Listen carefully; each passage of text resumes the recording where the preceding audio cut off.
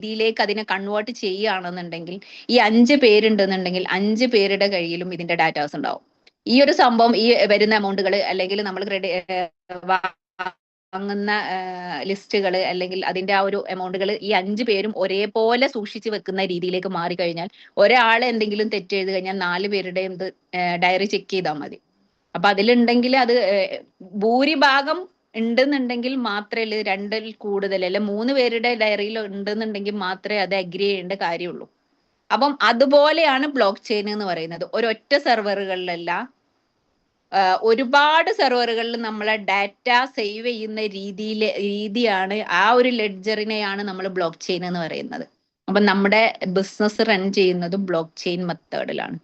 Okay, അപ്പൊ block chain എന്താന്നുള്ളത് മനസ്സിലായിട്ടുണ്ടാവും. ബ്ലോക്ക് ചെയിൻ ഒരാൾക്ക് മാനിപ്പുലേറ്റ് ചെയ്യാൻ പറ്റൂല, ഒരാൾക്കും ഡിലീറ്റ് ചെയ്യാൻ പറ്റൂല. ബ്ലോക്ക് ചെയിനിന്റെ സാധ്യതകൾ എത്രത്തോളം ഉണ്ട് എന്നുള്ളത് നമ്മൾ മനസ്സിലാക്കണം എന്നുണ്ടെങ്കിൽ ഇന്ന് ബ്ലോക്ക് ചെയിൻ ടെക്നോളജിയിൽ റൺ ചെയ്യുന്ന ഒരുപാട് സ്ഥാപനങ്ങൾ, എന്താ പറയാ, ദുബായിലൊക്കെ മെട്രോ റൺ ചെയ്യുന്നത് ബ്ലോക്ക് ചെയിനിലാണ്.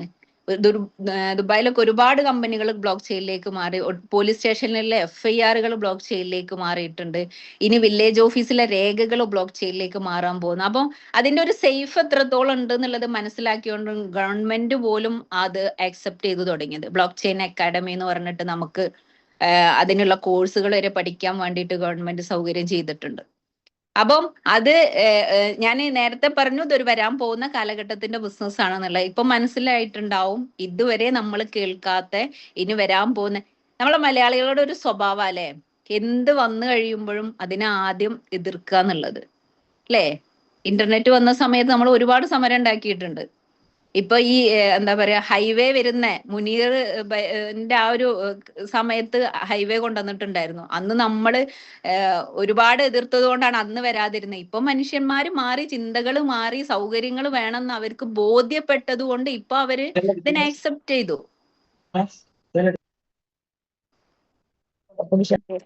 എവിടുന്ന നോയ്സ് വരുന്നേ? Okay okay. അപ്പോ അതുപോലെ നമ്മള് എന്ത് കാര്യം വരുമ്പോഴും ഇന്റർനെറ്റ് വരുന്ന സമയത്ത് ഒരുപാട് ആളുകളുടെ ജോലി പോവും. അപ്പൊ അത് ഇവിടെ നടക്കില്ല. ഇപ്പൊ ഇന്റർനെറ്റ് ഇല്ലാണ്ട് നമുക്ക് ജീവിക്കാൻ പറ്റുന്നുണ്ടോ? ഒരു നേരം ഫുഡ് ഇല്ലെങ്കിലും നമ്മൾ ജീവിക്കും. നെറ്റ് തീർന്നു കഴിഞ്ഞാൽ വീണ്ടും റീചാർജ് ചെയ്യും പോയിട്ടില്ലേ. ഒരു ദിവസത്തെ 1.5 GB തീർന്നു കഴിഞ്ഞാൽ ഉറങ്ങുന്നവരെ നമുക്ക് യൂസ് ചെയ്യാൻ വേണ്ടിട്ട് വീണ്ടും റീചാർജ് ചെയ്യും നമ്മള്. അപ്പം ഇപ്പം നമ്മൾക്ക് ഏറ്റവും ഇമ്പോർട്ടന്റ് ആയിട്ടുള്ള ഒരു സംഭവം എന്ന് പറയുന്നത് ഇന്റർനെറ്റ് ആണ്. അങ്ങനെ ഓരോ സംഭവത്തും ഇന്ന് നിങ്ങൾ ഈ ഒരു ബിസിനസ് ചെയ്തിട്ടില്ല എങ്കിൽ ഒരു 6 മാസം കഴിയുമ്പോഴോ 1 വർഷം കഴിയുമ്പോഴോ 2 വർഷം കഴിയുമ്പോഴോ നിങ്ങൾ ക്രിപ്റ്റോ കറൻസി ഹോൾഡ് ചെയ്ത് വെക്കുന്ന അല്ലെ ട്രാൻസാക്ഷൻ നടത്തുന്ന അല്ലെങ്കിൽ എന്തെങ്കിലും അതിന്റെ ഒരു ഭാഗമായിട്ട് മാറുന്നുള്ള കാര്യത്തിൽ ഒരു സംശയമില്ല, ഒരു തർക്കമില്ല. കാരണം GPay വന്ന സമയത്ത്, ഡിജിറ്റൽ കറൻസി വന്ന സമയത്ത്, ഡിജിറ്റൽ ഇതില് പല ആളുകളും പ്രായമായിട്ടുള്ള 60-ന് മുകളിലുള്ള ആളുകൾ ഒക്കെ സ്വാഭാവികമായിട്ട് എന്താ പറയാ കുറച്ചൊക്കെ അക്സെപ്റ്റ് ചെയ്യാൻ പറ്റുന്ന ആളുകൾ അതിനെ അക്സെപ്റ്റ് ചെയ്തു. പക്ഷെ അക്സെപ്റ്റ് ചെയ്യാൻ പറ്റാത്ത ആളുകൾ, ഒരുപാട് ആളുകൾ എതിർത്തിട്ടുണ്ടായിരുന്നു. ഇന്ന് അവര് ഇരിക്കുന്ന ഷോപ്പില് ഒരു സ്കാനർ ഇല്ലെങ്കിൽ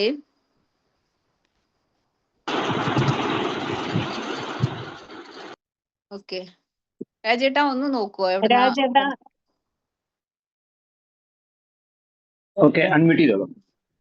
ഓക്കെ.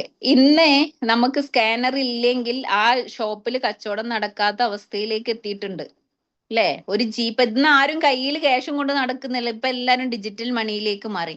അതേപോലെ ഇനി ക്രിപ്റ്റോ കറൻസിയിലേക്ക് മാറുന്നുള്ള കാര്യത്തിൽ ഒരു സംശയമില്ല, 100% ഉറപ്പാണ്. അപ്പൊ അതുകൊണ്ട് തന്നെ നമ്മളൊരു ബിസിനസ് ഏറ്റെടുക്കുമ്പോൾ അതിന് എത്രത്തോളം ഫ്യൂച്ചർ ഉണ്ട് എന്നുള്ളതാണ് നമ്മൾ ശ്രദ്ധിക്കേണ്ടത്. എത്രത്തോളം ഫ്യൂച്ചർ ഉണ്ട്. നമ്മൾ ട്രഡീഷണൽ ബിസിനസ് സ്റ്റാർട്ട് ചെയ്യുകയാണെങ്കിൽ പോലും നമ്മൾ എന്താണ് ചിന്തിക്കുക, ഒരു 40 വർഷത്തേക്ക് അല്ലെങ്കിൽ ഒരു 15 വർഷത്തേക്ക് ഇത് ഓടുമോ, അതിന് എത്രത്തോളം മാർക്കറ്റിൽ സാധ്യത ഉണ്ട് അല്ലേ. മാർക്കറ്റിന്റെ പൾസ് മനസ്സിലാക്കിയിട്ടാണ് നമ്മളൊരു ബിസിനസ് സ്റ്റാർട്ട് ചെയ്യുക. ഇപ്പോഴത്തെ ട്രെൻഡ് മനസ്സിലാക്കിയിട്ടാണ് നമ്മളൊരു ബിസിനസ് സ്റ്റാർട്ട് ചെയ്യുക. അപ്പൊ അതേപോലെ ഈ ഒരു കാര്യത്തിൽ ഇന്നോ നാളെയോ അല്ലെങ്കിൽ 1 വർഷം കഴിഞ്ഞിട്ടോ 10 വർഷം കഴിഞ്ഞിട്ടോ 15 20 വർഷം കഴിഞ്ഞിട്ടോ ഈ ഒരു ബിസിനസ്സിന് ഒരു കോട്ടവും സംഭവിക്കും എന്നുള്ളത് നിങ്ങൾ ചിന്തിക്കണ്ട. കാരണം ഇത് വരാൻ പോകുന്ന ഒരു ഫ്യൂച്ചറിസ്റ്റിക് ആയിട്ടുള്ള ഒരു പ്രൊജക്റ്റ് ആണ് ക്രിപ്റ്റോ കറൻസി എന്ന് പറയുന്നത്. ഇവല്യൂഷൻ ഓഫ് മണി നമുക്കറിയാം അല്ലെ, ബാർട്ടർ സിസ്റ്റത്തിൽ നിന്ന് മെറ്റൽ കോയിനിലേക്കും ഡിജിറ്റൽ മണിയിലേക്ക് അല്ലെ, പേപ്പർ കറൻസി ഡിജിറ്റൽ മണിയിൽ നിന്ന് ഇന്ന് എത്തി നിൽക്കുന്ന ക്രിപ്റ്റോ കറൻസിയിലേക്ക് ലോകം എത്തിയിട്ടുണ്ട്. അപ്പൊ ഇന്ന് നമ്മൾ അതിന്റെ, ഞാൻ ഏറ്റവും കൂടുതൽ ഈ ഒരു സൂമിൽ വരുമ്പം പറയുന്ന, ഇന്ന് ഈ ഒരു ബിസിനസ് സ്റ്റാർട്ട് ചെയ്ത ഏതൊരാളുകളും ഏറ്റവും കൂടുതൽ ബ്ലസ്ഡ് ആണ് എന്നുള്ള കാര്യം പറയാം. അത് എംപവറിൽ എത്തിയത് കൊണ്ടും ഈ ഒരു ക്രിപ്റ്റോ കറൻസി മേഖലയിൽ എത്തിയത് കൊണ്ട് മാത്രമാണ്. കാരണം ഒരിക്കൽ പോലും നമ്മൾ പഠിക്കോ മനസ്സിലാക്കുകയോ ചെയ്യോ എന്ന് ചിന്തിക്കാത്ത ഒരു കാര്യമാണ് നമ്മൾ ഇവിടുന്ന് പഠിച്ചെടുത്തിട്ടുള്ളത് അല്ലേ. ഒരുപാട് പ്രായമായ ആളുകളുണ്ട്, എന്താ പറയാ 50, 55, 60 മുകളിൽ ഉള്ള ആളുകൾ. അവര് ഈ ഒരു ബിസിനസ് പഠിച്ചെടുക്കും, അല്ലെങ്കിൽ ഈ പ്രായത്തിൽ ഇനിയിപ്പൊ ഞാൻ എന്താ പറയാ യൂത്തന്മാര് ചെയ്യുന്ന കാര്യങ്ങൾ എന്തിനു ചെയ്യുന്നെന്ന് ചിന്തിക്കാണ് ഒരു സമയമാണ് അല്ലേ. പക്ഷെ ഈ ഒരു ഇതിൽ വന്നത് കൊണ്ട് മാത്രം ക്രിപ്റ്റോ കറൻസി എന്താണെന്നും ബ്ലോക്ക് ചെയിൻ എന്താണെന്നുള്ളതും ക്രിപ്റ്റോ കറൻസിയുടെ സാധ്യതകൾ എത്രത്തോളം ഉണ്ട് എന്നുള്ളതും പഠിച്ചെടുത്ത ആളുകളാണ് ഇന്ന് ഇവിടെ ഇരിക്കുന്ന ഓരോരുത്തരും. എംപവർ എന്ന് പറയുന്ന അക്കാഡമി ഒരു ക്രിപ്റ്റോ കറൻസിയുടെ സാധ്യതകൾ എത്രയാണെന്നുള്ളതും എന്താണ് ക്രിപ്റ്റോ കറൻസി എന്നുള്ളതും, ഇത് നമ്മൾ ഈ ഒരു ബിസിനസ്സിൽ നമ്മൾ പിന്നെ ഇൻട്രൊഡ്യൂസ് ചെയ്യുന്ന ടോക്കൺസ് മാത്രമല്ല, ഒരുപാട് ഇതിന്റെ മേഖലകളെ കുറിച്ചിട്ട് നോളജും കാര്യങ്ങളൊക്കെ എംപവർ നമുക്ക് ഓരോ സെഷനിലും കാര്യങ്ങളിലും തരുന്നുണ്ട്. അപ്പം അതുകൊണ്ട് തന്നെ സത്യം പറഞ്ഞാൽ ഈ ഒരു എംപവറുമായിട്ട് അസോസിയേറ്റ് ചെയ്തിട്ടുള്ള മൂന്നാമത്തെ പ്രൊജക്റ്റും ഇന്ന് ബാക്കിയുള്ള 2 പ്രൊജക്റ്റുകളും സ്റ്റിൽ റണ്ണിങ് ആണ്. ഇവിടെ പറയാനുള്ളത് എന്താ വെച്ചാൽ ഇതൊരു ടോക്കൺ പ്രൊമോഷൻ പ്രൊജക്റ്റ് ആണ്. ടോക്കൺ പ്രൊമോഷൻ എന്ന് പറയുന്നത് നമുക്ക് ഏറ്റവും പല രീതിയിൽ നമുക്ക് ക്രിപ്റ്റോ കറൻസി ഏൺ ചെയ്യാൻ വേണ്ടിയിട്ട് പറ്റും. ഒന്നെങ്കിൽ മൈനിങ് നടത്തിയിട്ട് ഏൺ ചെയ്യുക, ട്രേഡിങ് നടത്തിയിട്ട് ഏൺ ചെയ്യുക, അത് പർച്ചേസ് ചെയ്ത് വെച്ചിട്ടും ഏൺ ചെയ്യാൻ പറ്റും. ഒരു പ്രൊജക്ട് ബേസിലൂടെയും നമുക്ക് ഏൺ ചെയ്യാൻ വേണ്ടിയിട്ട് പറ്റും. ഓക്കെ, അപ്പം ഒരു മൈനിങ് എന്ന് പറയുമ്പം നമുക്കറിയാം, നമ്മൾ ഖനനം ചെയ്തെടുക്കുക എന്ന് പറയുമ്പോൾ ഇവിടെ ഏറ്റവും ഈ പറഞ്ഞ ഇതിൽ ഏറ്റവും കൂടുതൽ റിസ്ക് ഉള്ള ഒരു സംഭവമാണ് മൈൻ ചെയ്യുക എന്ന് പറയുന്നത്. സൂപ്പർ കമ്പ്യൂട്ടറുകൾ ഉപയോഗിച്ചിട്ട് 24/7 ഇലക്ട്രിസിറ്റി ഉപയോഗിച്ചിട്ട് അത്രയും എന്താ പറയാ കപ്പാസിറ്റി ഉള്ള പിന്നെ സിസ്റ്റങ്ങൾ ഉപയോഗിച്ചിട്ടാണ് ഇവിടെ മൈനിങ് നടത്തുന്നത് അല്ലെ. ബിറ്റ് കോയിൻ ഒക്കെ മൈൻ ചെയ്യാന്ന് പറഞ്ഞാൽ 4 വർഷത്തിൽ ഒരിക്കലാണ് ബിറ്റ് കോയിന് നമുക്ക് എന്താ പറയുക റിലീസായിട്ട് വരുന്നത്. അപ്പം അതൊക്കെ എന്ന് പറഞ്ഞാൽ ഒരുപാട് ഇക്വേഷൻസ് അല്ലെങ്കിൽ ഒരുപാട് പ്രോബ്ലംസുകൾ സോൾവ് ചെയ്തതിന്റെ ഭാഗമായിട്ടാണ് ബിറ്റ് കോയിൻ ഒക്കെ നമുക്ക് ചെറിയൊരു അംശം പോലും കിട്ടുന്നത്. അപ്പം അത് നമ്മളെ കൊണ്ട് ഈ ഒരു അവസ്ഥയിൽ ഈ ഒരു പിന്നെ ഇതിൽ നമ്മളെ കൊണ്ട് നടക്കുന്ന കാര്യമില്ല. ഹൈലി എക്സ്പെൻസീവ് ആണ്, അത് ഹൈലി എക്സ്പെൻസീവ് ആണ്, ഹൈലി റിസ്ക് ആണ്. പിന്നെ അത്രയും നോളജ് ആയിട്ടുള്ള കാര്യങ്ങൾ അത്രയും നമ്മൾ അതിന് ബ്രില്യൻ്റ് ആയിരിക്കണം എന്നില്ല. അപ്പൊ അത് നമ്മളെ കൊണ്ട് നടക്കൂല. രണ്ടാമത് പറയുന്നത് ട്രേഡിംഗ് ആണ്. ട്രേഡിങ് സത്യം പറഞ്ഞാൽ AI വെച്ചിട്ടൊക്കെ ട്രേഡ് ചെയ്യുന്നുണ്ട്, അതും റിസ്ക് തന്നെയാണ്. കാരണം പല ആളുകളും ക്രിപ്റ്റോ കറൻസി എന്ന് പറയുന്നത് കേൾക്കുമ്പോൾ ഇതിൽ ക്രിപ്റ്റോ കറൻസിയിൽ ഇൻവെസ്റ്റ് ചെയ്തിട്ട് എൻ്റെ ഒരുപാട് ക്യാഷ് പോയിട്ടുണ്ട് എന്നുള്ളത് പറയാനായിരിക്കുമല്ലോ. അത് ട്രേഡിങ് ചെയ്തിട്ടാണ്. അത് ട്രേഡിങ് എന്ന് പറയുന്നത് ഒരു പോസിബിലിറ്റി ആണ്. മേ ബി ചിലപ്പോ കിട്ടാം, ചിലപ്പോ കിട്ടാണ്ടിരിക്കാം. അത് റിസ്ക് എടുക്കാൻ, അവിടെ 100% റിസ്ക് എടുക്കാൻ നമ്മൾ റെഡി ആണെങ്കിൽ മാത്രം. പിന്നെ ഉള്ളത് എന്ന് പറയുന്നത് നമ്മൾ വാങ്ങി വെക്കുക. ബിറ്റ് കോയിൻ ആണെന്നുണ്ടെങ്കിലും എതേറിയം ആണെന്നുണ്ടെങ്കിലും നമ്മൾ ക്യാഷ് കൊടുത്ത് വാങ്ങി വെക്കുക എന്നുള്ള. കോടികൾ കൊടുത്തിട്ട് ബിറ്റ് കോയിൻ വാങ്ങി വെക്കാൻ ഈ ഒരു അവസ്ഥയിൽ നമ്മളെ കൊണ്ട് പറ്റുമോ? ഒരിക്കലും ഇല്ല. അപ്പം ഏറ്റവും സിമ്പിൾ ആയിട്ടുള്ള ഒരു മാർഗത്തിലൂടെ ക്രിപ്റ്റോ കറൻസി ഏൺ ചെയ്യുക എന്നുള്ളതാണ് ഈ ഒരു പ്രൊജക്റ്റ് കൊണ്ട് ഇവിടെ ഉദ്ദേശിക്കുന്നത്. ഈ ഒരു പ്രൊജക്റ്റിലൂടെ മാക്സിമം ക്രിപ്റ്റോ കറൻസി അല്ലെങ്കിൽ മാക്സിമം നമ്മുടെ ടോക്കൺസ് ഹോൾഡ് ചെയ്ത് വെക്കുക എന്നുള്ളതാണ്. ഒരു ക്രിപ്റ്റോ കറൻസി മാർക്കറ്റിലേക്ക് ലിസ്റ്റ് ചെയ്യണം എന്നുണ്ടെങ്കിൽ അതിന്റെ പിന്നിൽ ഒരുപാട് പ്രോസസ്സുകൾ ഉണ്ട്. എന്ന് പറയുമ്പം സത്യം പറഞ്ഞാൽ ലിസ്റ്റ് ചെയ്യാൻ പ്രത്യേകിച്ച് നമുക്ക് എഫേർട്ട് ഒന്നും എടുക്കാണ്ട് നേരിട്ട് ലിസ്റ്റ് ചെയ്യാൻ വേണ്ടിയിട്ട് പറ്റും. പക്ഷെ നമ്മുടെ ഏറ്റവും വലിയ ഒരു ഡ്രീം എന്ന് പറയുന്നത് നമ്മൾ വാങ്ങി വെക്കുന്ന ടോക്കൺസിന്റെ വാല്യൂ 1, 2 അല്ലെങ്കിൽ 5, 6 മാസം കഴിയുമ്പോഴോ 1 വർഷം കഴിയുമ്പോഴോ 2 വർഷം കഴിയുമ്പോഴോ അതിന്റെ വാല്യൂ ഹൈപ്പ് ആവുക എന്നുള്ളത് മാത്രമാണ്. അല്ലെങ്കിൽ അതിന്റെ വാല്യൂ കൂടിയുന്ന സമയത്ത് ഞാൻ അത് സെല്ല് ചെയ്യുക എന്നുള്ളതാണ്. ഈ ഒരു ക്രിപ്റ്റോ കറൻസി, ഫസ്റ്റിലെ ക്രിപ്റ്റോ കറൻസി എന്ന് പറയുന്നത് ബിറ്റ് കോയിൻ ആണ് അല്ലെ. നമ്മളെ മദർ കോയിൻ എന്ന് പറയുന്നത് നമുക്കറിയാം. ക്രിപ്റ്റോ കറൻസി നിങ്ങൾ കേട്ടിട്ടില്ലെങ്കിലും ബിറ്റ് കോയിന് നിങ്ങൾ പലയിടത്തും കണ്ടിട്ടും കേട്ടിട്ടും ഉണ്ടാവും. അത്രയും, കാരണം ഒരു ബിറ്റ് കോയിന്റെ ഇന്നത്തെ റേറ്റ് എന്ന് പറയുന്നത് 1 CR എബോവ് ആണ്. 1 കോടി 5 ലക്ഷം രൂപയാണ് ഒരു ബിറ്റ് കോയിന്റെ വാല്യൂ എന്ന് പറയുന്നത്. നമ്മൾ ചിന്തിക്കേണ്ട ഇത്ര മാത്രമേ ഉള്ളൂ. ഇത് ഈ ഒരു ബിറ്റ് കോയിന് ഇൻട്രൊഡ്യൂസ് ചെയ്യാനുള്ള ഒരു കാരണം എന്താന്ന് വെച്ചാൽ, ഞാൻ നേരത്തെ പറഞ്ഞ പോലെ ഒരു സെൻട്രലൈസ്ഡ് സിസ്റ്റത്തിൽ നിന്ന് ഡീസെൻട്രലൈസ്ഡ് സിസ്റ്റത്തിലേക്ക് മാറുക എന്നുള്ള ലക്ഷ്യത്തോടു കൂടിയിട്ടാണ് ക്രിപ്റ്റോ കറൻസി ആയിട്ടുള്ള ഫസ്റ്റത്തെ ബിറ്റ് കോയിന് ലോഞ്ച് ചെയ്യാനുള്ള ഒരു റീസൺ എന്ന് പറയുന്നത്. അല്ലേ? നമ്മളെ ഒരു സിസ്റ്റം അല്ലെങ്കിൽ നമ്മളെ ഒരു ഇൻവെസ്റ്റ്മെന്റ് ആണെന്നുണ്ടെങ്കിൽ, നമ്മളൊരു സാലറി ആണെന്നുണ്ടെങ്കിലും പോലും അത് മൊത്തത്തിൽ എല്ലാവർക്കും അറിയുന്ന കാര്യം, അത് സെക്യൂർ അല്ല. നമ്മളെ സാലറി നമുക്ക് കിട്ടുന്നുണ്ടെന്നുണ്ടെങ്കിൽ അതിന്റെ എല്ലാ കാര്യങ്ങളും ഇൻകം ടാക്സിലും അറിയാം. നമ്മളെ ബാങ്കിലുള്ള ഇൻവെസ്റ്റ്മെന്റ് ആണെന്നുണ്ടെങ്കിൽ അതിന്റെ എല്ലാ കാര്യങ്ങളും അവർക്കറിയാം. നമ്മൾ ഗോൾഡിലാണ് ഇൻവെസ്റ്റ് ചെയ്തിട്ടുണ്ടെങ്കിൽ അതിന്റെ എല്ലാ കാര്യങ്ങളും ഇൻകം ടാക്സിലേക്ക് റിപ്പോർട്ടും കാര്യങ്ങളും പോകുന്നുണ്ട്. അപ്പം അതിനേക്കാളും ഫുള്ളി ആക്സസ് നമുക്ക് കിട്ടാൻ പറ്റുന്ന രീതിയിലേക്ക് ഡെവലപ്പ് ചെയ്തെടുക്കുക എന്നുള്ള രീതിയിലേക്കാണ് ക്രിപ്റ്റോ കറൻസി ഒരു ഡീസെൻട്രലൈസ്ഡ് സിസ്റ്റത്തിലൂടെ നമുക്ക് ട്രാൻസാക്ഷൻസും ഇൻവെസ്റ്റ്മെന്റും നടത്താൻ വേണ്ടിയിട്ട് കൊണ്ടുവന്നിട്ടുള്ള ഒരു സംഭവമാണ് ക്രിപ്റ്റോ കറൻസി എന്ന് പറയുന്നത്. ഓക്കെ, ഈ ഒരു ഡീസെൻട്രലൈസ്ഡ് പ്ലാറ്റ്ഫോം കൊണ്ടുവന്ന സമയത്ത് ആളുകൾക്ക് ഉള്ള ഒരു കാര്യമല്ലേ ഏറ്റവും കൂടുതൽ ക്യാഷ് കിട്ടുന്നിടത്ത് പോയി ഇൻവെസ്റ്റ് ചെയ്യാന്നുള്ളത്. പിന്നെ ഇതൊരു ഇൻവെസ്റ്റ്മെന്റ് മേഖലയാക്കി ആളുകൾ മാറ്റി ഇതിനെ, അല്ലേ? അപ്പൊ ആ ഒരു ഇൻവെസ്റ്റ്മെന്റ് മേഖലയാക്കി മാറ്റിയ സമയത്ത് ക്രിപ്റ്റോ കറൻസിയുടെ വാല്യൂ കൂടി, അത് ആളുകൾ ഹോൾഡ് ചെയ്ത് വെക്കുന്ന ആളുകളുടെ എണ്ണം കൂടിയ സമയത്ത് ബിറ്റ് കോയിന് ഇന്ന് കാണുന്ന 1 CR എത്തി എന്നുള്ളത് പറയാം. ഓക്കെ, അപ്പം ഇവിടെ ഞാൻ പറയാൻ പോകുന്നത് എന്താന്ന് വെച്ചാല് കോയിൻഫോർജ് എന്നാണ് നമ്മളെ പ്രൊജക്ടിന്റെ പേര്. ഇപ്പൊ ഞാൻ പറഞ്ഞിട്ടുള്ള സംഭവങ്ങൾ ഇതിനോടനുബന്ധിച്ച് നിങ്ങൾ മനസ്സിലാക്കേണ്ടതാണ്. ഡീസെൻട്രലൈസ്ഡ് പ്ലാറ്റ്ഫോം ആണ്, ബ്ലോക്ക് ചെയിൻ മെത്തേഡിലാണ് റൺ ചെയ്യുന്നത്.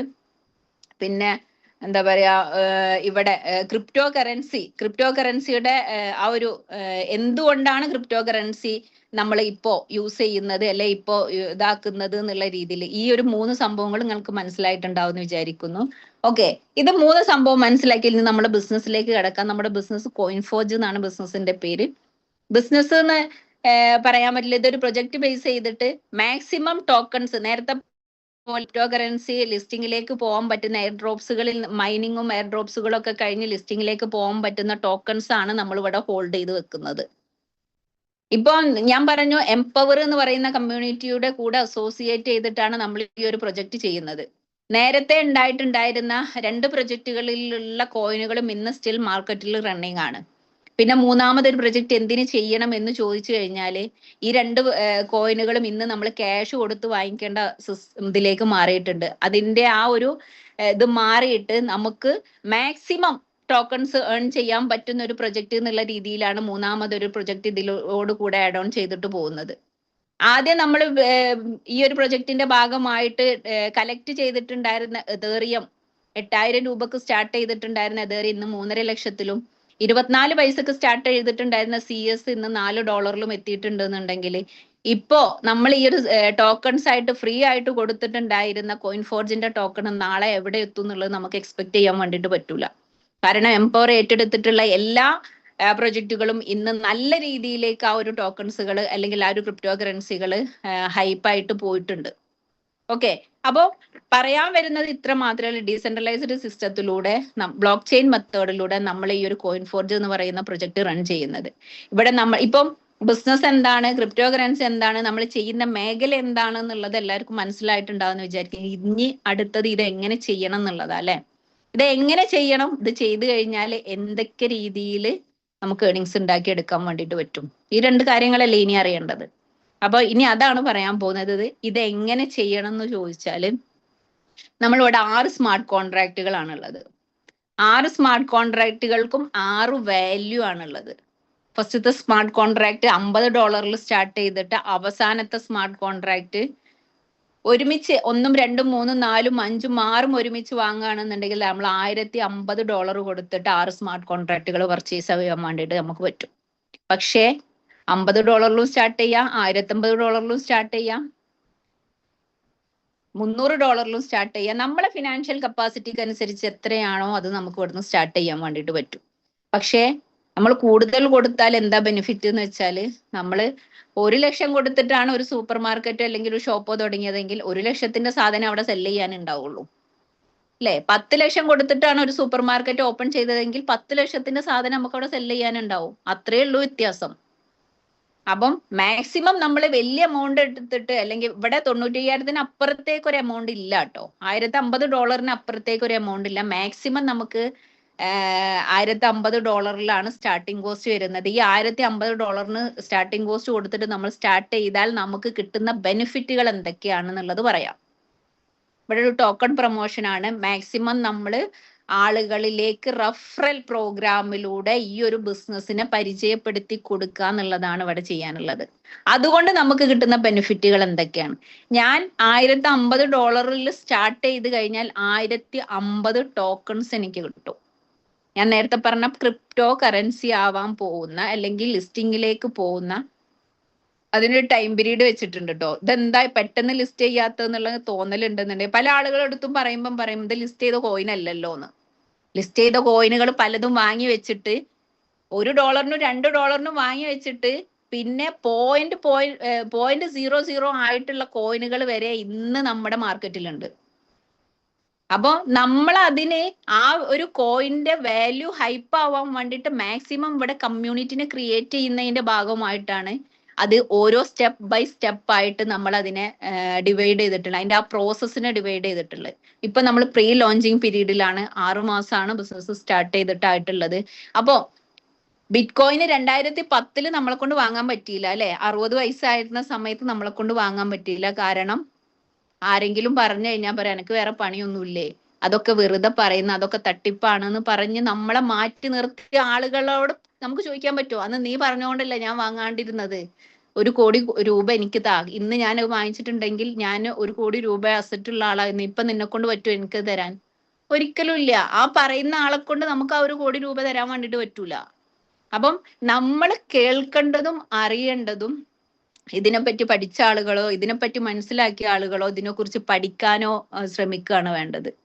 ഒരിക്കലും മറ്റുള്ള ആളുകളുടെ അഭിപ്രായം ചോദിക്കുമ്പം അവര് ഇതിനെ കുറിച്ച് അറിവുള്ളവരാണോ എന്നുള്ളത് നമ്മൾ സ്വയം ചിന്തിക്കുക. ചിലപ്പോൾ നമ്മളെ ക്ലോസ് ഫ്രണ്ട് ആയിരിക്കാം, അവൻ എന്ത് പറഞ്ഞാലും ഞാൻ കേൾക്കുന്നു പറയുന്നത്. അവൻ എന്ത് പറഞ്ഞാലും കേട്ടിട്ട് ബിറ്റ് കോയിന് നീ വാങ്ങണ്ടെന്ന് പറഞ്ഞിട്ടുണ്ടെന്നുണ്ടെങ്കിൽ ഇപ്പൊ നമുക്ക് അവൻ എനിക്ക് നഷ്ടപ്പെടുത്തിയത് നിന്റെ കാരണം കൊണ്ടാണ്, അതുകൊണ്ട് എനിക്ക് അത് ആ തിരിച്ചു ധാരണ അവൻ തരുമോ? തരൂല.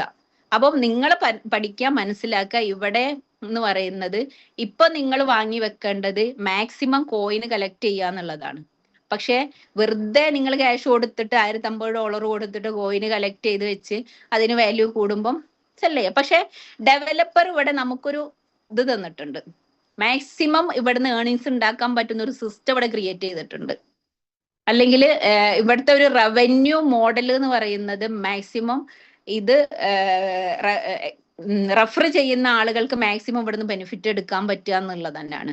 അതെങ്ങനെയൊക്കെയാന്നുള്ളത് പറയാം. നിങ്ങൾ ഇവിടെ എത്ര ഡോളർ, ഇവിടെ USDT ആണ് ട്രാൻസാക്ഷൻ ഉപയോഗിക്കുന്നത്, എത്ര USDT മുടക്കിയിട്ടാണോ ബിസിനസ് സ്റ്റാർട്ട് ചെയ്യുന്നത് ആ USDTക്ക് വർത്ത് ആയിട്ടുള്ള ടോക്കൺസ് നിങ്ങൾക്ക് ഇവിടുന്ന് കിട്ടുന്നുണ്ട്. ആ ടോക്കൺസ് കിട്ടുന്നതോടൊപ്പം തന്നെ നിങ്ങൾക്ക് മാക്സിമം ഇവിടുന്ന് കളക്ട് ചെയ്യാൻ പറ്റുന്നത് 1,050 ടോക്കൺസ് ആണ്. ഇനി അതിനേക്കാൾ കൂടുതൽ നിങ്ങൾക്ക് ടോക്കൺസ് വേണമെന്നുണ്ടെന്നുണ്ടെങ്കിൽ നിങ്ങൾ റെഫർ ചെയ്യണം. നിങ്ങൾക്ക് ഇതിനെ കുറിച്ച് പഠിച്ച് മനസ്സിലാക്കി ക്രിപ്റ്റോ കറൻസിയുടെ സാധ്യതകൾ മനസ്സിലാക്കി നിങ്ങൾ ഇത് ചെയ്യുന്നുണ്ടെങ്കിൽ നിങ്ങൾ അടുത്ത ഫ്രണ്ട്സിനോ അടുത്ത ആളുകൾക്ക് ഇത് വാങ്ങി കൊടുക്കണമെന്ന് നിങ്ങൾ ആഗ്രഹിക്കുന്ന ആളുകൾക്ക് ഈ ഒരു സംഭവം അവരെ കൊണ്ട് വാങ്ങിപ്പിക്കുക. നമുക്ക് ഇവിടെ വേണ്ടത് ഒരു കമ്മ്യൂണിറ്റിയാണ്. കമ്മ്യൂണിറ്റി ഇല്ലാണ്ടോ ഒരു പ്രൊജക്റ്റ് ഇല്ലാണ്ടോ ഇന്ന് ഒരു ക്രിപ്റ്റോ കറൻസിയും അതിന്റെ ഹൈപ്പിലേക്ക് എത്തിയിട്ടില്ല. ബിറ്റ് കോയിൻ ഹൈപ്പ് ആയിട്ടുണ്ടെങ്കിൽ അതിന്റെ പിന്നിൽ വലിയൊരു കമ്മ്യൂണിറ്റി ഉണ്ട്. എതേറിയം ഹൈപ്പ് ആയിട്ടുണ്ടെങ്കിൽ അതിന്റെ പിന്നിൽ വലിയൊരു ഒരുപാട് പ്രൊജക്റ്റുകൾക്ക് വേണ്ടിയിട്ട് ഇത് യൂസ് ചെയ്യുന്നുണ്ട്. ഇന്ന് ഈ ഒരു കോയിൻ ഫോർജ് ഹൈപ്പ് ആവുന്നുള്ള കാര്യത്തിൽ സംശയമില്ല എന്ന് ഞാൻ ഗ്യാരണ്ടീഡ് ആയിട്ട് പറയാനുള്ള റീസൺ എന്താന്ന് വെച്ചാൽ ഇന്ന് ഇതിനെ സപ്പോർട്ട് ചെയ്യാൻ വേണ്ടിയിട്ട് വലിയൊരു കമ്മ്യൂണിറ്റി ഉണ്ട്. ഇതിനോട് കൂടെ ഒരുപാട് പ്രൊജക്റ്റുകൾ ഇതിന്റെ പിന്നിലെ ഇതിന്റെ റോഡ് മാപ്പുകളായിട്ട് വരാൻ പോകുന്നുണ്ട്. ഓക്കെ, ഇതിന്റെ റോഡ് മാപ്പുകൾ എന്ന് പറയുന്നത് എന്താ പറയാ, ഗെയിമിംഗ് ആപ്പുകൾ വരാൻ പോകുന്നുണ്ട്, NFT വരാൻ പോകുന്നുണ്ട്, റോയൽറ്റി വരാൻ പോകുന്നുണ്ട്. ഇങ്ങനെ ഓരോ സംഭവങ്ങളും ഇതിനോട് കൂടി ആഡ് ഓൺ ചെയ്തിട്ട് വരാൻ പോകുന്നുള്ളത് കൊണ്ട് മാത്രമാണ് ഇതിന്റെ വാല്യൂ കൂടുന്നുള്ളത് നിങ്ങളടുത്ത് ഞാൻ തറപ്പിച്ച് പറയാൻ വേണ്ടിയിട്ടുള്ള റീസൺ എന്ന് പറയുന്നത്. ഓക്കെ. അപ്പം നിങ്ങൾ ഇവിടെ ചെയ്യേണ്ടത് 6 സ്മാർട്ട് കോൺട്രാക്റ്റുകളിൽ നിങ്ങൾക്ക് എക്സസ് ചെയ്യാൻ പറ്റുന്ന സ്മാർട്ട് കോൺട്രാക്റ്റുകൾ പർച്ചേസ് ചെയ്യുക. അതിനേക്കാൾ നിങ്ങൾക്ക് ടോക്കൺസ് കളക്ട് ചെയ്യണമെന്നുണ്ടെങ്കിൽ നിങ്ങൾ അത് റെഫർ ചെയ്യുക. ആ റെഫർ ചെയ്യുന്നത് കൊണ്ട് 25% ടോക്കൺസ് മാത്രമല്ല നിങ്ങൾക്ക് കിട്ടുന്നത്. ഡെവലപ്പർ ഇതിന്റെ റവന്യൂ മോഡൽ ഫിക്സ് ചെയ്തിട്ടുള്ളത് കണ്ടു കഴിഞ്ഞാൽ നമുക്ക് ഒരു കമ്പനി പോലും അല്ലെ, പല ആളുകളും പല കമ്പനികളും ചെയ്തിട്ടുണ്ടാവും, പല ഇതും ചെയ്തിട്ടുണ്ടാവും. ഇത്രയും റവന്യൂ കിട്ടുന്ന ഒരു കമ്പനി നിങ്ങൾക്ക് കാണിച്ചു തരാൻ പറ്റുകയാണെന്നുണ്ടെങ്കിൽ നമ്മളെല്ലാവരും അത് ചെയ്യാൻ റെഡിയാണ്. അത്രമാത്രം ബെനിഫിറ്റുകൾ നമുക്ക് ഇതിന്ന് കിട്ടുന്നുണ്ട്. 40% റഫറൽ ഇൻകവും 8% ലെവൽ ഇൻകവും നമുക്ക് ഇതിന്ന് കിട്ടുന്നുണ്ട്. അതെങ്ങനെ കിട്ടുകയെന്ന് വെച്ചാൽ നമ്മൾ എടുത്ത സ്മാർട്ട് കോൺട്രാക്ട് സെയിം നമ്മൾ മറ്റുള്ള ആളുകൾക്ക് റെഫർ ചെയ്ത് കഴിഞ്ഞാൽ അവരെടുക്കുന്നതിന്റെ 40% റെഫറൽ ഇൻകം കിട്ടുന്നു, 8% ലെവൽ ഇൻകം കിട്ടുന്നു. പിന്നെ മൂന്നാമത്തെ കോൺട്രാക്റ്റിലും 6ാമത്തെ 1ഉം 2ഉം എടുത്തു കഴിഞ്ഞാൽ നമുക്ക് റെഫറൽ ഇൻകും ലെവൽ ഇൻകും കിട്ടും. 1, 2, 4, 5 ഈ സംഭവങ്ങളിൽ നമുക്ക് റെഫറൽ ഇൻകും ലെവൽ ഇൻകും കിട്ടും. 3ലും 6ലും നമുക്ക് റെഫറൽ ഇൻകവും ഗ്ലോബൽ ഇൻകവും കിട്ടും. ഈ ബിസിനസിന്റെ ഒരു ബ്യൂട്ടി എന്ന് പറയുന്നത് അതാട്ടോ. നമുക്ക് ഇവിടെ ഒരു ആള് ഇവിടെ ഐഡിയ അടിച്ചിട്ടുണ്ടെങ്കിൽ അല്ലെങ്കിൽ സ്മാർട്ട് കോൺട്രാക്ട് പർച്ചേസ് ചെയ്തിട്ടുണ്ടെന്നുണ്ടെങ്കിൽ നിങ്ങൾ ഓരോരുത്തരോടും ചോദിച്ചു നോക്കൂ, ഇവിടെ ബിസിനസ് സ്റ്റാർട്ട് ചെയ്തതിന് ശേഷം വരുമാനം കിട്ടാത്ത ഒരു വ്യക്തി ഉണ്ടോ എന്നുള്ളത്.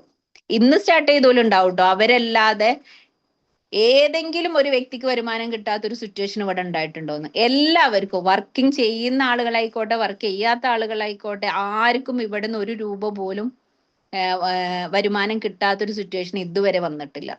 അതാണ് ഗ്ലോബൽ ഇൻകം എന്ന് പറയുന്നത്. ഗ്ലോബൽ ഇൻകം എന്ന് പറയുന്നത് 3ാമത്തെ കോൺട്രാക്റ്റിൽ 6ാമത്തെ കോൺട്രാക്റ്റിലാണ് കിട്ടുക. അതിന്റെ ഒരു പ്രത്യേകത എന്താന്ന് വെച്ചാൽ 3ാമത്തെ കോൺട്രാക്ട് ഒരാൾ ആക്ടിവേഷൻ ചെയ്ത് കഴിഞ്ഞതിന് ശേഷം ലോകത്തിന്റെ എവിടെയാണ് ഇത് ഗ്ലോബലി ആക്സസ് ചെയ്യുന്ന ബിസിനസ് ആണെന്ന് പറഞ്ഞു. നമ്മൾ ഒരു എംപോറിൽ മാത്രമല്ല, നമ്മൾ ഒരു കേരളത്തിൽ മാത്രമല്ല, ദുബായിലും മലേഷ്യയിലും പുറത്തൊക്കെ ഈ ഒരു ബിസിനസ് റൺ ചെയ്യുന്നുണ്ട്. ആരൊക്കെയാണോ ഈ ഒരു കോയിൻ ഫോർജിൽ 3ാമത്തെ കോൺട്രാക്ട് ആക്ടിവേഷൻ ചെയ്യുന്നത് അയാളുടെ 40% അതുവരെ ആക്ടിവേഷൻ ചെയ്ത ആളുകളിലേക്കൊക്കെ ഡിസ്ട്രിബ്യൂഷൻ നടക്കും. സെയിം 6ാമത്തെ കോൺട്രാക്റ്റും അതുപോലെ തന്നെയാണ്. 6ാമത്തെ കോൺട്രാക്ട് ആരാണോ ആക്ടിവേഷൻ ചെയ്യുന്നത് ആ സ്പോട്ടിൽ മുതൽ അതുവരെ അതിനുശേഷം വരുന്ന 6ാമത്തെ കോൺട്രാക്റ്റിലുള്ള ഫുൾ 40% ഡിസ്ട്രിബ്യൂഷൻ അയാളിലേക്കും അതുവരെ ചെയ്ത ആളുകളിലേക്കും ഡിസ്ട്രിബ്യൂട്ട് ആയി പോകുന്നുണ്ട്. അതാണ് ഇതിന്റെ പ്രത്യേകത എന്ന് പറയുന്നത്. ഓക്കെ. അപ്പൊ നിങ്ങൾ ആലോചിച്ച് നോക്കി, ഇവിടെ ബിസിനസ് ചെയ്താലും ചെയ്തില്ലെങ്കിലും ഞാൻ ബിസിനസ് കൊണ്ട് എന്റെ ടീമിൽ വർക്ക് എടുക്കണോ, എന്റെ അപ്ലൈനിൽ വർക്ക് എടുക്കണോ, എന്റെ ഡൗൺലൈനിൽ വർക്ക് എടുക്കണോ, എംപവറിൽ വർക്ക് എടുക്കണോ, ഇതൊന്നും അല്ല ഇവിടുത്തെ മാറ്റർ. കോയിൻ ഫോർജ് എന്ന് പറഞ്ഞ ബിസിനസ്സിൽ ഐഡിയ വെച്ചിട്ടുണ്ടോ അവർക്ക് വരുമാനം ഉണ്ടെന്നുള്ളതാ. പക്ഷെ ഇതിനെ പ്രൊമോട്ട് ചെയ്യാന്ന് പറയുന്നത് എംപവർ അതിനെ പ്രൊമോട്ട് ചെയ്യാറില്ല. കാരണം എന്താ പറയാ, കുറെ ആൾക്കാർ വർക്ക് എടുക്കുക, കുറെ ആൾക്കാർ വർക്ക് ചെയ്യാണ്ട് ക്യാഷ് വാങ്ങിക്കുക എന്ന് പറയുന്നത് ശരിയല്ലല്ലോ. അതുകൊണ്ട് വല്ലാണ്ട് അതിനെ പ്രൊമോട്ട് ചെയ്യാറില്ല. പക്ഷെ എന്തെങ്കിലും കാരണവശാൽ ഒരാൾക്ക് വർക്ക് എടുക്കാൻ ഡിലേ വന്നാൽ പോലും ഇവിടെ വരുമാനം കിട്ടാതിരിക്കുന്ന ഒരു സിറ്റുവേഷൻ വരുന്നില്ല എന്നുള്ളതാണ് പറയാനുള്ളത്. ഓക്കെ. അപ്പൊ ഈ പറയാനുള്ളത് ഇത് എങ്ങനെ ചെയ്യണം എന്നുള്ളത് പറഞ്ഞു അല്ലെ. ഇതിൽ നമുക്ക് കിട്ടുന്ന ബെനിഫിറ്റുകൾ എന്തൊക്കെയാന്നുള്ളത് പറഞ്ഞു. കാരണം 6 സ്മാർട്ട് കോൺട്രാക്റ്റുകളിൽ ഏതാണോ നമുക്ക് നമ്മളെ ഫിനാൻഷ്യൽ കപ്പാസിറ്റിക്ക് അനുസരിച്ചിട്ട് പർച്ചേസ് ചെയ്യുക. നമുക്ക് അതിനേക്കാൾ കൂടുതൽ ടോക്കൺസ് ഏൺ ചെയ്യണമെന്നുണ്ടെങ്കിൽ നമ്മൾ റെഫർ ചെയ്യുമ്പോൾ നമുക്ക് ടോക്കൺസ് മാത്രമല്ല കിട്ടുന്നത്, 40% റെഫറൽ ലിങ്കും 8% ലെവലിംഗും പിന്നെ 3ാമത്തെ 6ാമത്തെയും കോൺട്രാക്റ്റിൽ ഗ്ലോബൽ ഷെയറും കിട്ടുന്നുണ്ട് എന്ന് പറഞ്ഞു അല്ലെ. പിന്നെ എന്താ പറയാ, ഇവിടെ ഈ ഒരു 100% നമ്മുടെ ബിസിനസ്സിൽ കിട്ടുന്ന വരുമാനത്തിന്റെ 100% ഡിസ്ട്രിബ്യൂഷൻ എങ്ങനെയൊക്കെയാണെന്ന് വെച്ചാൽ 40% referral income, 40% level income. 40% level income എന്ന് പറഞ്ഞാൽ 8% വെച്ചിട്ട് 5 ലെവലിലേക്കാണ് ലെവൽ ഇൻകം പോകുന്നത്. ഓക്കെ. അപ്പൊ 5 ലെവലിലേക്ക് 5 ഡെപ്തിലേക്ക് ബിസിനസ് ഇറങ്ങിക്കഴിഞ്ഞാൽ നമുക്ക് ആ 5 ലെവലിൽ നിന്നൊക്കെ വരുമാനം കിട്ടുന്നുണ്ട്.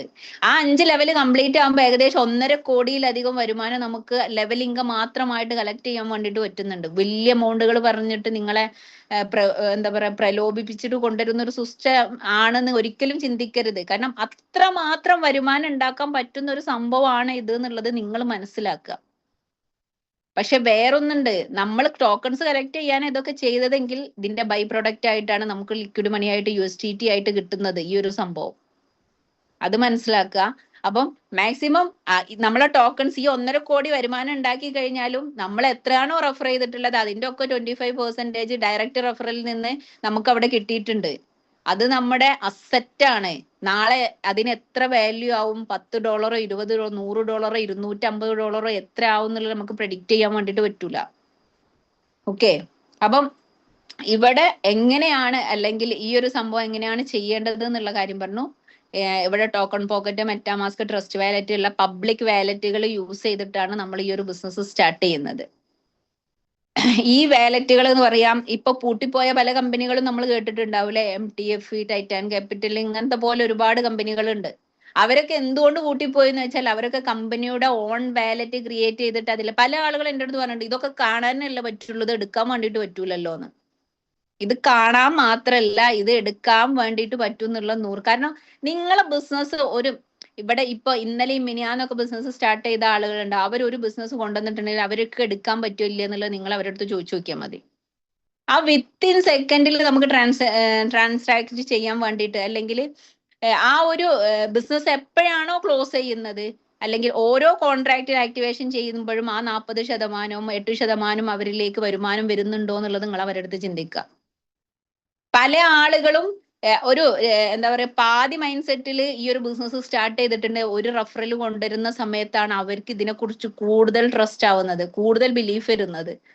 ഇതിങ്ങനെ, കാരണം അവർ ചെയ്ത കമ്പനികളിൽ ഒരാഴ്ച വെയിറ്റ് ചെയ്യണം. ശനി ഞായറും ലീവാണ്, വൈകുന്നേരം 5 മണിയായ ക്ലോസ് ചെയ്യും. അപ്പൊ അവർക്ക് വിഡ്രോവൽ റിക്വസ്റ്റ് കൊടുത്ത് വെയിറ്റ് ചെയ്യണം അവർക്ക് വിഡ്രോ ചെയ്യണമെങ്കിൽ. ഇവിടെ ഞാൻ പറഞ്ഞു ഡീസെൻട്രലൈസ്ഡ് പ്ലാറ്റ്ഫോം ആണ്. ഇവിടെ ഒരാളും ഡെവലപ്പറെ പോലും ഇത് എക്സിക്യൂട്ട് ചെയ്ത് കഴിഞ്ഞാൽ അയാൾക്ക് പോലും ഇതിലൊരു റൈറ്റ്സും ഇല്ല. അയാൾക്ക് പോലും ഇത് നിർത്തി വെക്കാൻ വേണ്ടിയിട്ട് പറ്റുന്ന ഒരു സിസ്റ്റം അല്ല ഇത്. ഇന്റർനെറ്റിലുള്ളിടത്തോളം കാലം ഇത് റൺ ചെയ്യുന്നുള്ള കാര്യത്തിൽ ഒരു ഡൗട്ടും ഇല്ല. ഡെവലപ്പർ എന്ന് പറയുന്നത് ഇതിന്റെ ഡിസൈനർ മാത്രമാണ്.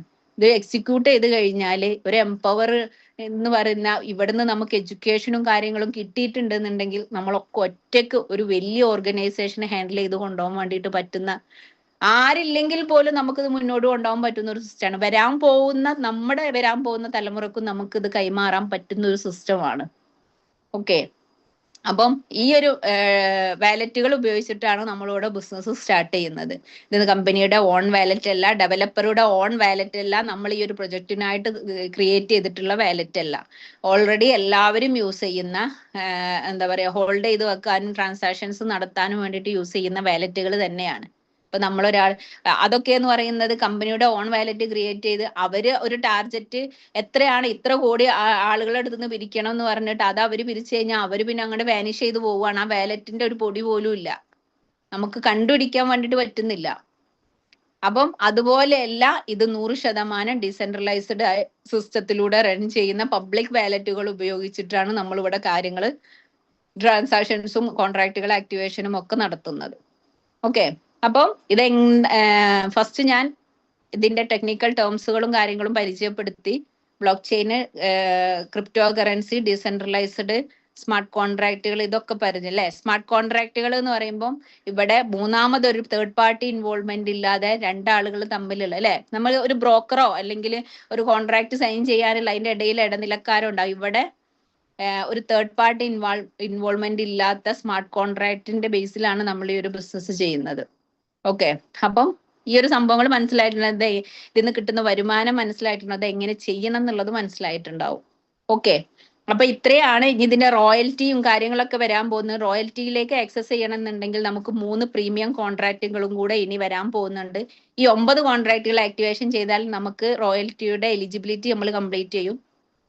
പിന്നെ നമുക്ക് അതിന്റെ 20%, 30%, 60%, 50% ഒക്കെ ഇത് എന്താ റോയൽറ്റി ആക്സസ് ചെയ്യണമെന്നുണ്ടെന്നുണ്ടെങ്കിൽ നമ്മുടെ കൂടെ വന്നിട്ടുള്ള 5 ആളുകളെ ഓരോ 20%-ലും 30%ലേക്കും 50%ലേക്കും എത്തിച്ചു കഴിഞ്ഞാൽ നമുക്കും അതിലേക്ക് ഉള്ള ആക്സസ് ആവുമെന്നുള്ള കാര്യം. കാരണം നമ്മൾ മാത്രല്ല, നമ്മളെ കൂടെ ഉള്ള ആളുകളെ കൂടെ സക്സസ് ആക്കി കഴിഞ്ഞാലേ നമുക്കിവിടെ വലിയ രീതിയിൽ വരുമാനം ഉണ്ടാക്കി എടുക്കാൻ വേണ്ടിയിട്ട് പറ്റുള്ളൂ. അപ്പോൾ നമ്മൾ നമ്മളെ കാര്യം മാത്രം നോക്കി പോകുന്നല്ല, അവർക്കും കൂടെ സപ്പോർട്ട് ചെയ്ത് കൊടുത്ത്, അവർക്കും കൂടെ എഡ്യൂക്കേഷൻ കൊടുത്ത്, അവരുടെ ടീമിനെ കൂടെ നമ്മളെ കൂടെ കൂട്ടിയിട്ട് മാക്സിമം അവർക്കുള്ള എഡ്യൂക്കേഷൻ കൊടുത്തിട്ടാണ് നമ്മളിവിടെ ഓരോ ടീമിനെയും ഡെവലപ്പ് ചെയ്തെടുക്കുന്നത്. അപ്പം ഇവിടെ എംപവർ എന്ന് പറയുന്ന ഒരു സിസ്റ്റത്തിൽ, ഈ ഒരു ഓർഗനൈസേഷനിൽ 11ഓളം വരുന്ന ഫാസ്റ്റ് ട്രാക്കേഴ്സ് ഉണ്ട്, 80ഓളം വരുന്ന കോർ ലീഡേഴ്സ് ഉണ്ട്. ഇവരെല്ലാവരും 24/7 ഓരോരുത്തരെയും സപ്പോർട്ട് ചെയ്ത രീതിയിലേക്കാണ് ഈ ഒരു ബിസിനസ്സിനെ റൺ ചെയ്യുന്നത്. അപ്പം ഇത്രയും ആണ് കോയിൻഫോജൻ. ഞാൻ സ്ലൈഡ് ഇല്ലാണ്ട് പറഞ്ഞത് കൊണ്ട് നിങ്ങൾക്ക് മനസ്സിലായിട്ടുണ്ടാവൂല മനസ്സിലായിട്ടുണ്ടാവും എന്നാണ് എൻ്റെ ഒരു ഇത്. കാരണം എല്ലാവരുടെയും മുഖം കാണുമ്പം ഓക്കെ, കാരണം അവര് തലയാട്ടുമ്പോ നമുക്കറിയാലോ നമ്മൾ പറയുന്നത് അവർക്ക് പിന്നെ ഗ്രാബ് ചെയ്തെടുക്കാൻ പറ്റുന്നുണ്ടോ എന്നുള്ളത്.